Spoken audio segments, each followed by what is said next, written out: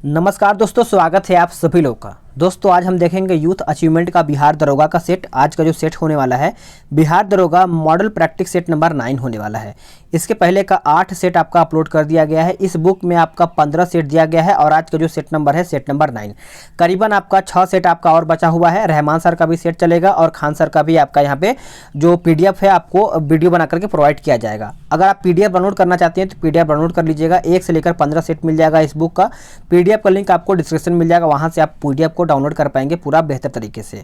और एक और आप सभी लोग को बात बता दिया जाए कि जो अभी क्या है कि स्पीडी का मास्टर वीडियो अपलोड किया गया था 802 MCQs को, उसको जरूर देखिएगा। और एक दूसरा मास्टर वीडियो बनाया गया है जो आपका है वन लाइनर फॉर्म में, जो आपका 2200 प्लस आपका यहाँ पे देखने को मिलेगा, जो आपका वन लाइनर है दिसंबर से लेकर के नवंबर तक है। ठीक है, अगर आप उसको देख लेते हैं तो आपका MCQs कोई भी हो आप इसको अच्छे से लगा पाएंगे। आपको बिहार दरोगा निकालना है तो वन लाइनर फॉर्म में जो आपका करंट अफेयर है वो क्लियर होना चाहिए कि आपका जनवरी में जो जो पूछा गया है, फरवरी में जो जो पूछा गया है, सब क्लियर रहेगा तो आप अच्छे से क्वेश्चन को सही कर पाएंगे करंट अफेयर का। ठीक है, चलिए शुरू करते हैं। आज का पहला प्रश्न, आईने अकबरी का लेखक कौन था? आईने अकबरी का लेखक कौन था? याद रखिएगा, अबुल फजल। क्या हो जाएगा? अबुल फजल आपका उत्तर हो जाएगा। अगला प्रश्न है कि बौद्ध संघ के आचरण के नियमों का संकलन किस ग्रंथ में मिलता है? कौन से ग्रंथ में मिलता है? तो ये आपका मिलता है विनय पिटक। क्या हो जाएगा? विनय पिटक, याद रखिएगा। अगला प्रश्न है कि हरिहर एवं बुक्का ने किसके प्रभाव में आकर के विजयनगर साम्राज्य की स्थापना किया था? तो ये किसके प्रभाव में आकर के विजयनगर साम्राज्य की स्थापना किया था? तो आपका हो जाएगा विद्यारण्य। क्या हो जाएगा? विद्यारण्य हो जाएगा, याद रखिएगा। मुंडा विद्रोह या उलगुलान विद्रोह 1895 से 1900 ईस्वी किसके नेतृत्व में लड़ा हुआ था? तो ये किसके नेतृत्व में लड़ा गया था? तो याद रखिएगा बिरसा मुंडा हो जाएगा। ऑप्शन आपका यहाँ पे सी हो जाएगा। पलासी का युद्ध कब लड़ा गया था? तो पलासी का युद्ध आप सभी लोग याद रखिएगा। 5वें का सही उत्तर आपका हो जाएगा 23 जून 1757 में। क्या हो जाएगा? 1757 में। अगला है कि जैन धर्म निम्न में से किस में विश्वास नहीं करता है? जैन धर्म किस में इसमें विश्वास नहीं करता है? तो आपका देखा जाए तो आपका हो जाएगा व्यूहाद। क्या हो जाएगा? व्यूहाद हो जाएगा। ऑप्शन आपका डी हो जाएगा।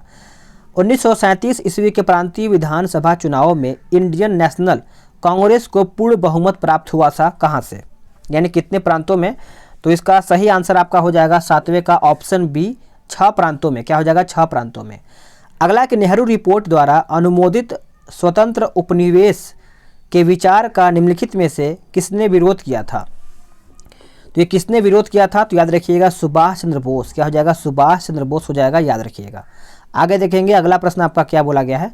अगला प्रश्न है कि रेहला लेखक है, बताइए। रेहला जो है आपका सही आंसर हो जाएगा ऑप्शन सी, इब्न बतूता। क्या हो जाएगा? इब्न बतूता थे रेहला के।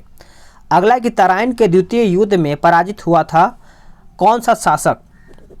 तो आपको पता होना चाहिए तराइन का 1191 में हुआ था ये आपका युद्ध, और इसमें कौन पराजित हुआ था? तो आपका हो जाएगा इसमें पृथ्वीराज हो जाएगा। आपका उत्तर यहाँ पे बी उत्तर हो जाएगा 10 का।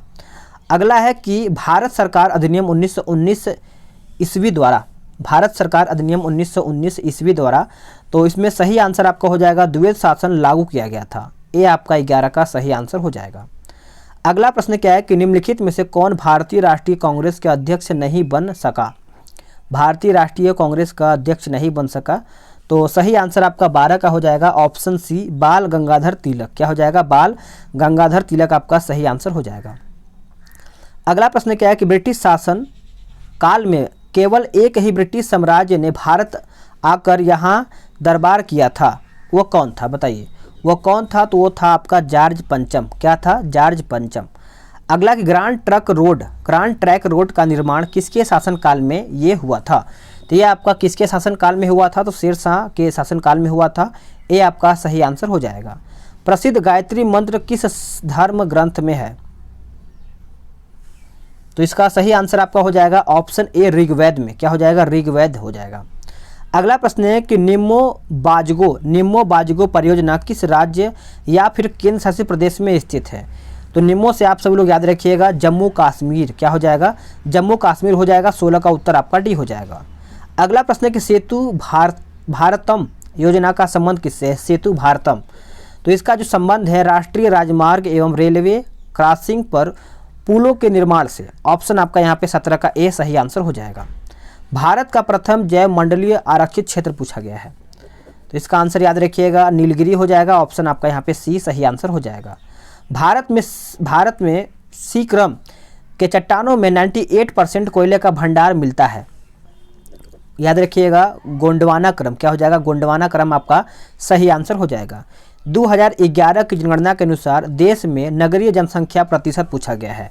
नगरीय जनसंख्या का प्रतिशत याद रखिएगा 31.2% हो जाएगा। ऑप्शन आपका यहाँ पे 20 का सी सही आंसर हो जाएगा। भारत में जाड़े के दिनों में किस मानसून से तमिलनाडु के तटों पर वर्षा होती है? तो ये आपका वर्षा होती है, याद रखिएगा उत्तर पूर्वीय मानसून। क्या हो जाएगा? उत्तर पूर्वीय मानसून हो जाएगा। ऑप्शन आपका यहाँ पे सी हो जाएगा। ग्रेट विक्टोरिया मरुस्थल किस देश में स्थित है? ग्रेट विक्टोरिया मरुस्थल जो है कौन से देश में स्थित है? तो आपका उत्तर हो जाएगा ऑप्शन डी ऑस्ट्रेलिया। क्या हो जाएगा? ऑस्ट्रेलिया हो जाएगा। अगला प्रश्न क्या है कि किस वायुमंडल में सभी मुख्य वायुमंडलीय घटनाएं घटित होती हैं? किसमें? तो ये आपका घटित होती हैं क्षोभ मंडल में, आपको पता ही होगा। सी आपका सही आंसर हो जाएगा। विश्व की सबसे बड़ी अवरोधक प्रवाल भित्ति किस देश में पाई जाती है? तो ये कौन से देश में पाया जाता है? तो आप इसको अच्छे से याद रखिएगा, भूलिएगा नहीं। ऑप्शन आपका ए हो जाएगा ऑस्ट्रेलिया। क्या हो जाएगा? ऑस्ट्रेलिया। वायुमंडलीय संगठक में कार्बन डाइऑक्साइड गैस का योगदान पूछा गया है, तो आप सब लोग योगदान याद रखिएगा 0.03% हो जाएगा। 25 का सी आपका यहाँ पे सही आंसर हो जाएगा। आगे देखेंगे अगला प्रश्न आपका क्या बोला गया है। अगला प्रश्न क्या है कि अर्थव्यवस्था के निम्नलिखित में से किन क्षेत्रों के साथ कृषि तथा सेवा क्रियाकलाप संबंध है? क्रियाकलाप संबंध है, तो आप सब लोग याद रखिएगा क्रमशः प्राथमिक तथा तृतीयक हो जाएगा। ए आपका सही आंसर हो जाएगा। अगला प्रश्न है कि एक वर्ष में किसी देश के सामान्य निवासियों और उनकी संपत्ति द्वारा उत्पादित सभी अंतिम वस्तुओं और सेवाओं के मूल्य को चाहे वे घरेलू राज्य क्षेत्र के भीतर परिचालित हो या बाहर क्या कहते हैं? इसको बाहर क्या कहते हैं? तो यानी सकल राष्ट्रीय आय GNI कहते हैं। ए आपका सही आंसर हो जाएगा। अगला कि यूएनए द्वारा सहस्राब्दी विकास लक्ष्य 2015 के स्थान पर अपनाए गए धारणीय विकास लक्ष्य का उद्देश्य किस वर्ष तक 17 लक्ष्य प्राप्त करना है? तो ये आपका प्राप्त करना है 2030 तक। अगला प्रश्न क्या है 29 देखेंगे कि स्वतंत्र भारत में भूमि सुधारों के संदर्भ में निम्नलिखित में से कौन सा कथन सही है? तो कौन सा कथन है जो आपका सही है? तो भूमि सुधारों एवं प्रमुख उद्देश्य सभी भूमिहीनों को कृषि भूमि प्रदान करना था। ऑप्शन आपका यहाँ पे बी सही आंसर हो जाएगा। अगला प्रश्न क्या है कि भारत में कृषि उत्पादों के बाजार को किसके अधीन विनियमित किया जाता है? तो इसका आंसर आपका हो जाएगा ऑप्शन बी राज्यों द्वारा अधिनियमित कृषि उत्पाद विपणन समिति अधिनियम। ऑप्शन आपका यहाँ पे 30 का बी सही आंसर हो जाएगा। अगला प्रश्न क्या है कि निजीकरण में सहमति है, तो आप सब लोग याद रखिएगा आंसर आपका हो जाएगा उपयुक्त सभी हो जाएगा। सार्वजनिक उद्यमों को निजी क्षेत्र को बेचना, सार्वजनिक उद्यम इक्विटी का विनिवेश हो जाएगा। और जो आपका सी बोला गया है कि सार्वजनिक क्षेत्र के उद्यमियों के प्रबंधन में निजी क्षेत्र की सहभागिता, तो ऑप्शन आपका यहाँ पे डी सही आंसर हो जाएगा। पूर्वोत्तर परिषद यानी नॉर्थ ईस्टर्न काउंसिल का पदेन अध्यक्ष इनमें से कौन है? तो पदेन अध्यक्ष तो याद रखिएगा आपका हो जाएगा ऑप्शन सी केंद्रीय गृह मंत्री आपका सही आंसर हो जाएगा। समावेशन रणनीति किस पर केंद्रित नहीं होती है? ये किस पर केंद्रित नहीं होता है? तो आपका उत्तर हो जाएगा ऑप्शन बी निर्धनता को घटाने पर। क्या हो जाएगा? निर्धनता को घटाने पर। चलिए आगे देख लेते हैं। अगला आपका प्रश्न क्या है 34 नंबर बोला गया है कि भारत सरकार पूर्ण गरीबी रेखा को निम्नलिखित में से किस आधार पर निर्दिष्ट करती है? तो सही आंसर आपका हो जाएगा ऑप्शन बी घरेलू उपभोग। अगला प्रश्न क्या है कि निम्नलिखित में से कौन महात्मा गांधी राष्ट्रीय ग्रामीण रोजगार गारंटी अधिनियम के अंतर्गत लाभ प्राप्त करने का पात्र है? तो याद रखिएगा किसी भी परिवार के वयस्क सदस्य। ऑप्शन आपका यहाँ पे डी सही आंसर हो जाएगा।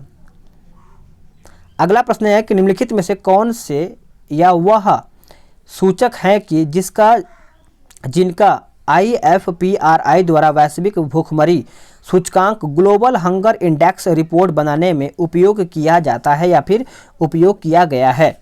तो इसका आंसर आपका हो जाएगा 1, 2, 3 यानी अल्प पोषण और वृद्धरोधन हो जाएगा और बाल मृत्यु दर। तो आंसर आपका यहाँ पे सी सही आंसर हो जाएगा। भारत में थोक कीमत सूचकांक में निम्नलिखित में से यानी निम्नलिखित मदों में से किसका अधिकतम भार है?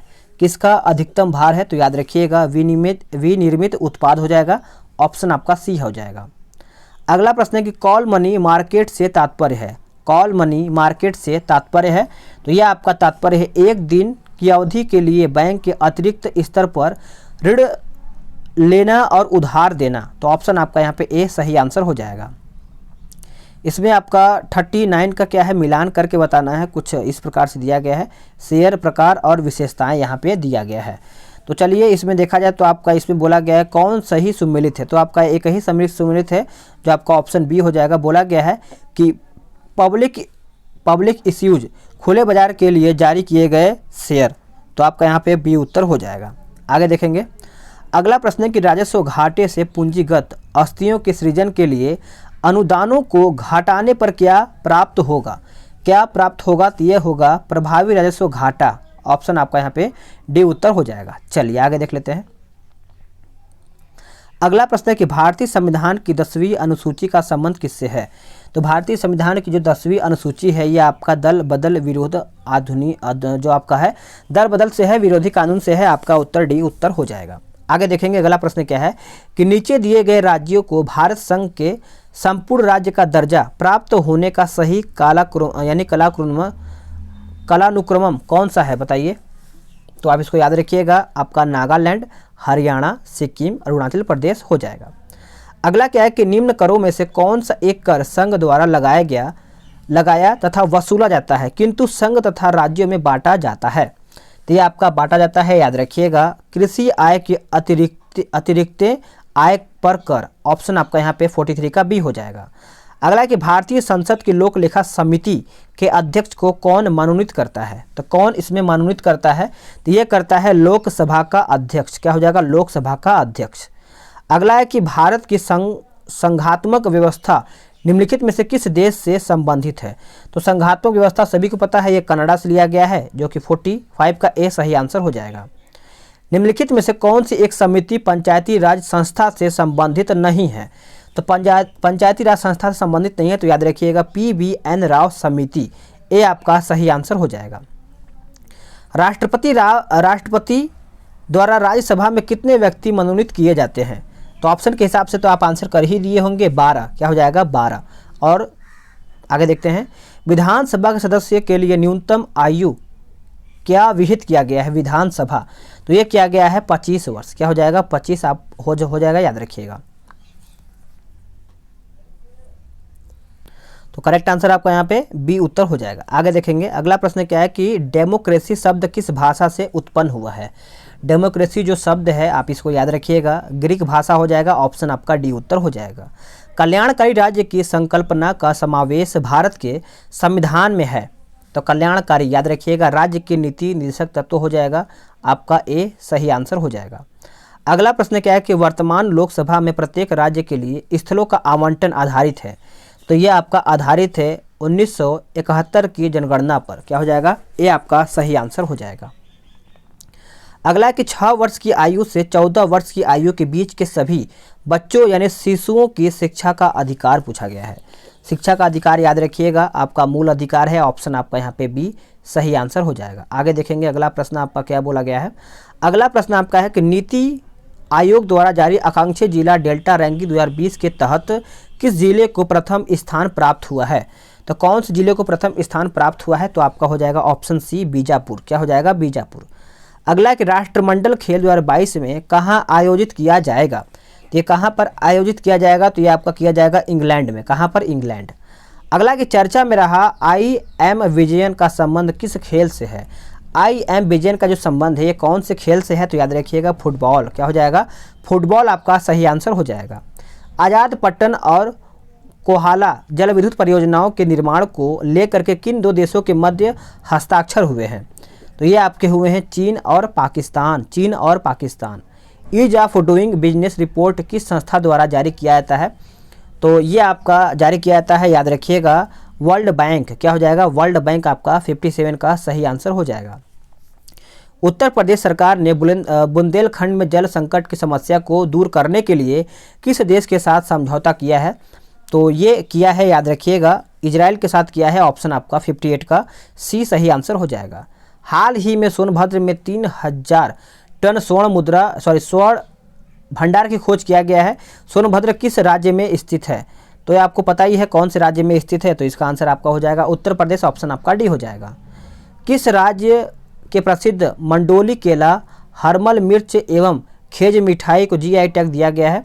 तो इसका सही आंसर आपका हो जाएगा 60 का ऑप्शन डी गोवा हो जाएगा। क्या हो जाएगा? गोवा। 36वां आसियान शिखर सम्मेलन 2020 का आयोजन कहाँ पे किया गया है? तो ये आपका किया गया है वियतनाम में। कहाँ पर? वियतनाम आपका उत्तर हो जाएगा। एशिया का सबसे बड़ा solar plant Rewa solar plant किस राज्य में स्थापित किया गया है? तो ये कौन से राज्य में स्थापित किया गया है? तो ये आपका किया गया है मध्य प्रदेश में। कहाँ पर? मध्य प्रदेश में। 20 जून 2020 को मनाए गए विश्व शरणार्थी दिवस का थीम क्या था? तो इसका थीम याद रखिएगा एवरी एक्शन काउंट्स हो जाएगा। ये आपका सही आंसर हो जाएगा। अगला कि किस बैंक ने कपास उत्पादकों को ऋण प्रदान करने हेतु सफल नामक ऋण योजना की शुरुआत किया है? तो 64 का सही आंसर आपका हो जाएगा एसबीआई बैंक। क्या हो जाएगा? एसबीआई बैंक आपका यहाँ पे सही आंसर हो जाएगा। आगे देखेंगे। अगला प्रश्न क्या है कि हाल ही में 500 T20 मैच खेलने वाले विश्व के पहले खिलाड़ी कौन बन गए हैं? तो बताइएगा। तो इसका सही आंसर आपका यहाँ पे हो जाएगा किरण पोलार्ड। क्या हो जाएगा? Kieron Pollard. A correct answer आपका यहाँ पे हो जाएगा। केंद्रीय आवास और शहरी मामले मंत्रालय द्वारा जारी स्वच्छ सर्वेक्षण 2020 के तहत किस शहर को प्रथम स्थान प्राप्त हुआ है? तो ये जो प्रथम स्थान प्राप्त हुआ है ये इंदौर को प्रथम स्थान प्राप्त हुआ है। ऑप्शन आपका सी हो जाएगा।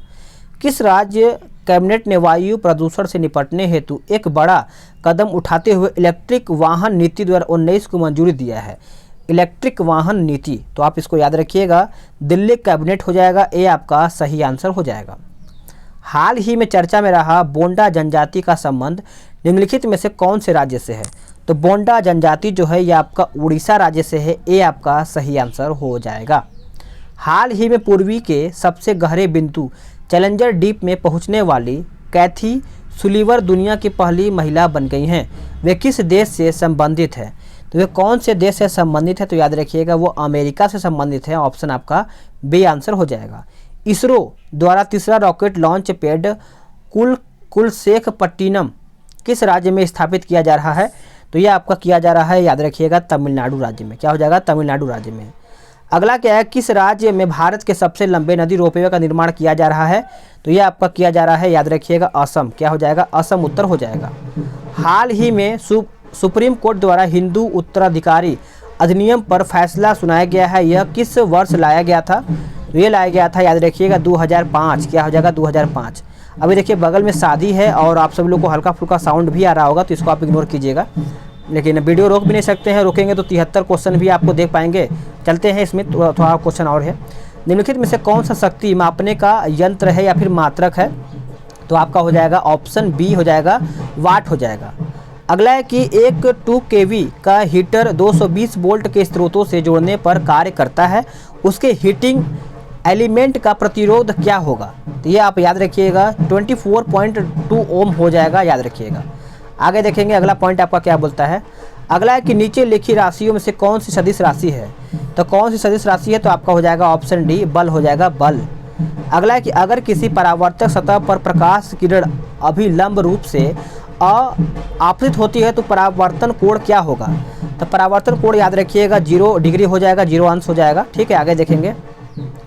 अगला है कि पी अर्धचालक का प्रमुख वाहक पूछा गया है। तो प्रमुख वाहक याद रखिएगा आपका हो जाएगा ऑप्शन ए, छिद्र हो जाएगा। यदि यानी किसी मनुष्य के शरीर का तापमान 97 डिग्री फ़ारेनहाइट है, उसका तापमान केल्विन मापक्रम पर क्या होगा? बहुत ज़्यादा साउंड आ रहा है, पता नहीं क्या किया जाए लोग के लिए। 309.1 केल्विन हो जाएगा। इसको आप अच्छे से याद रखिएगा। अगला क्या है कि गैस समीकरण नीचे दिए गए हैं, वे किस में संबंधित है? वे किस में संबंधित है? तो आपका याद हो जाएगा ताप, यानी दाब, ताप और आयतन के साथ हो जाएगा। ऑप्शन आपका डी हो जाएगा। चलिए जल्दी जल्दी कर लेते हैं क्योंकि बहुत ज़्यादा साउंड आ रहा है। ठीक है, तो अच्छा नहीं लगता है क्योंकि साउंड ज़्यादा नहीं आना चाहिए। आगे देख लेते हैं। अगला क्या है कि मानक वातावरणीय दाब और ताप पर 22.4 लीटर हाइड्रोजन कितने अणु होते हैं? तो इसको आप याद रखिएगा, आपका उत्तर ए हो जाएगा, आंसर आपका यहाँ पे ए हो जाएगा। पानी का पीएच मान कितना होता है? तो पानी का जो पीएच मान होता है ये आपका 7 होता है, ऑप्शन आपका बी हो जाएगा। निष्क्रिय गैसें कोई क्रिया नहीं करती हैं, ऐसा क्यों? ऐसा इसलिए देखा जाए तो आपका उनकी आयतन उनकी आयनन ऊर्जा अधिक होती है, ऑप्शन आपका यहाँ पे बी सही आंसर हो जाएगा। अगला है कि पीतल एक मिश्र धातु है जिसमें जिंक के अतिरिक्त दिए गए और कौन सी धातु होती है? तो कौन सी धातु होती है? तो याद रखिएगा तांबा हो जाएगा, ऑप्शन आपका बी सही आंसर हो जाएगा। कोल गैस है, बताइए कोल गैस है तो याद रखिएगा, भूलिएगा नहीं, ऑप्शन आपका सी हो जाएगा, CO1 CH4 और H2 का मिश्रण हो जाएगा। अगला है कि किसी विलयन के 1 लीटर में विद्यमान विलय के ग्राम अणुओं की संख्या को क्या कहते हैं? तो इसका आंसर भूलिएगा नहीं, आपका उत्तर हो जाएगा ऑप्शन सी यानी मोलरता हो जाएगा, इसका आंसर आपका मोलरता हो जाएगा। आगे देखेंगे। अब आते हैं क्वेश्चन नंबर 86 पे। एक रेडियो ये आपका मैथ्स का क्वेश्चन है तो इसका मैं आपको आंसर बता दे रहा हूँ, इसका आंसर आपका डी हो जाएगा। और क्वेश्चन नंबर 87 का भी आपका मैथ्स का ही है तो इसका आंसर भी मैं बता दे रहा हूँ, सी हो जाएगा। आगे देख लेते हैं क्वेश्चन नंबर 88 का भी आंसर आपका यहाँ पे बी हो जाएगा। और क्वेश्चन नंबर 89 देख लेते हैं तो 89 का आंसर देखा जाए तो आपका ए हो जाएगा। और क्वेश्चन नंबर 90 का सही आंसर आपका यहाँ पे ए हो जाएगा। और 91 का देखा जाए तो 91 का आपका करेक्ट आंसर हो जाएगा ऑप्शन डी। थोड़ा सा जीएस का है, देख लेते हैं कि भोजन के वर्ग में प्रति यूनिट कैलोरी की मात्रा सर्वाधिक होती है, तो ये आपका होता है प्रोटीन में, क्या हो जाएगा प्रोटीन में। अगला क्या है कि गेहूं पर पाए जाने वाले 2 प्रमुख कवक कौन से होते हैं? कवक रोग पूछा गया है तो आपका हो जाएगा श्वेत कीट्स और स्मट हो जाएगा, याद रखिएगा भूलिएगा नहीं। मकड़ी कीट से भिन्न होती हैं क्योंकि मकड़ी में पाई जाती हैं, तो ये पाई जाती हैं आपका 6 टांग पाया जाता है, आप मान के चलिए 1 2 4 ऐसे मान के चलते हैं। अगला क्या है कि अदरक का तना जो मिट्टी में उगता है, अदरक का तना जो मिट्टी में उगता है और खाद संग्रहण करता है वो क्या कहलाता है? तो क्या कहलाता है? तो याद रखिएगा प्रकंद कहलाता है, ऑप्शन आपका बी हो जाएगा। निम्न में से कौन सा कीट के काटने से होता है? कीट के काटने से होता है तो इसका सही आंसर आपका हो जाएगा ऑप्शन बी डेंगू, क्या हो जाएगा डेंगू। कुनेन जो मलेरिया के लिए एक प्रमुख औषधि है वह प्राप्त होती है किससे? तो वो आपका प्राप्त होता है, याद रखिएगा बैक्टीरिया से हो जाएगा, ऑप्शन आपका यहाँ पे कुनेन, सिनकोना के छाल से यहाँ पे प्राप्त होना चाहिए। चलिए आगे देख लेते हैं। अगला क्या है कि गर्म रुधिर वाले जंतु में वे होते हैं जो अपने शरीर के तापक्रम को देखा जाए तो आपका हो जाएगा 97 का ऑप्शन ए, वातावरण के तापक्रम से नीचा रखते हैं, ठीक है। अगला क्या है कि त्रिआयाम में लेंसर किरण बीमा की सहायता से छायाचित्र बनाते हैं, विधि का नाम पूछा गया है, तो विधि का नाम याद रखिएगा। एक सेकेंड, मैंने अभी आंसर क्या बताया, थोड़ा सा मिस्टेक हुआ है लग रहा है। 98 का मैंने आंसर क्या बताया था? ऑप्शन सी बताया था ना, हमेशा एक सा बनाया रहेगा, इसका आंसर 98 का लग रहा है, ऊपर नीचे हो गया। 97 का देख लिया जाए। 97 का मैंने आंसर क्या बताया था? हाँ देखिए 97 का अभी मिस्टेक हुआ है हमसे। 97 का बैक्टीरिया नहीं होगा, ये आवृत्ति बीजी पादक से हो जाएगा, क्या हो जाएगा आपका यहाँ पे 97 का ए सही आंसर हो जाएगा। अब 98 का देखा जाए तो आपका 98 का ऑप्शन आपका यहाँ पे सी हो जाएगा, हमेशा एक सा बनाया रखते हैं। इतना साउंड आ रहा है ना कि थोड़ा जल्दीबाजी में थोड़ा सा मिस्टेक हो जाता है कभी कभी। चलिए देखते हैं आगे। त्रिआयाम में लेंसर किरण की सहायता से छायाचित्र बनाने की विधि का नाम पूछा गया है, इसका नाम याद रखिएगा हेलोग्राफी हो जाएगा, यानी होलोग्राफी। अगला है क्वेश्चन नंबर 100 बोला गया है कि मेटीरियोलॉजी अध्ययन है किससे? तो ये आपका है मौसम से, क्या हो जाएगा मौसम से। तो फ्रेंड्स आप सब लोग का यहाँ पे 100 क्वेश्चन समाप्त हो गया है। वीडियो को लाइक कीजिएगा, शेयर कीजिएगा, और बाय मिस्टेक कोई भी क्वेश्चन छूटा होगा तो आप कमेंट करके बताइएगा, क्योंकि साउंड की वजह से थोड़ा जल्दी करना पड़ गया था। चलिए मिलते हैं एक नई वीडियो में।